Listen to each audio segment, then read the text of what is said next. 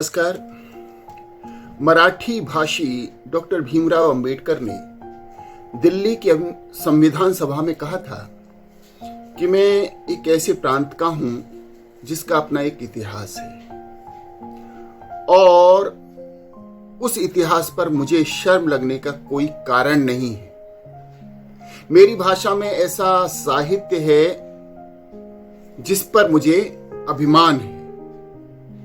इतना होते हुए भी मैं यह जाहिर करना चाहता हूं कि समूचे हिंदुस्तान की एक भाषा होनी चाहिए। उसके लिए मैं मेरी भाषा का बलिदान करने के लिए तैयार हूं, वरना हमारी जो अखिल भारतीयता की बातें हैं वो खोखली ठहरेंगी।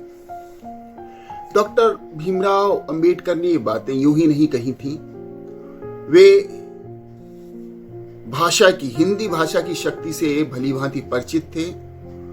उन्हें ज्ञात था कि अगर इस देश को कोई भाषा एक सूत्र में पिरो सकती है तो वो है हिंदी भाषा।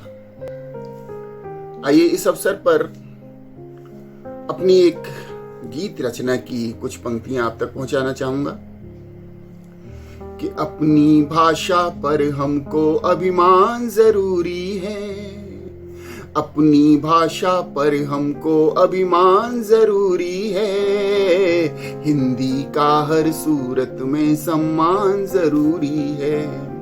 बड़ी समृद्ध परंपरा रही है हिंदी की। रस खान ने गान किया इसमें, तुलसी ने इसे बहुरूप सजाया, कबीरा ने रचे ऐसे दोहे असंख्य के भूलों को सत्य का मार्ग दिखाया, और सूझा न सूर को कोई उपाय तो मस्ती में गोविंद गोविंद गाया, कितनों ने ही कंठ बसा के इसे जग में इस भाषा का मान बढ़ाया।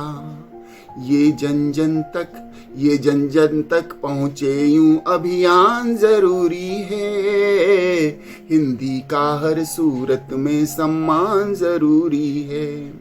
और क्या खूबी है हिंदी में, देखिएगा कि है हिंदी का हृदय विशाल बड़ा, सबको ही रिझाती लुभाती है ये, है कितनी ही भाषा के शब्द यहाँ बड़े प्यार से अपना बनाती है ये, बड़ी संपन्न है दीनहीन नहीं, यूं है मीठी के मन में समाती है ये, सारे विश्व में ही मान सम्मान है, सारे विश्व में ही बोली जाती है ये, है गुणवान इस कदर तो गुणगान जरूरी है, हिंदी का हर सूरत में सम्मान जरूरी है।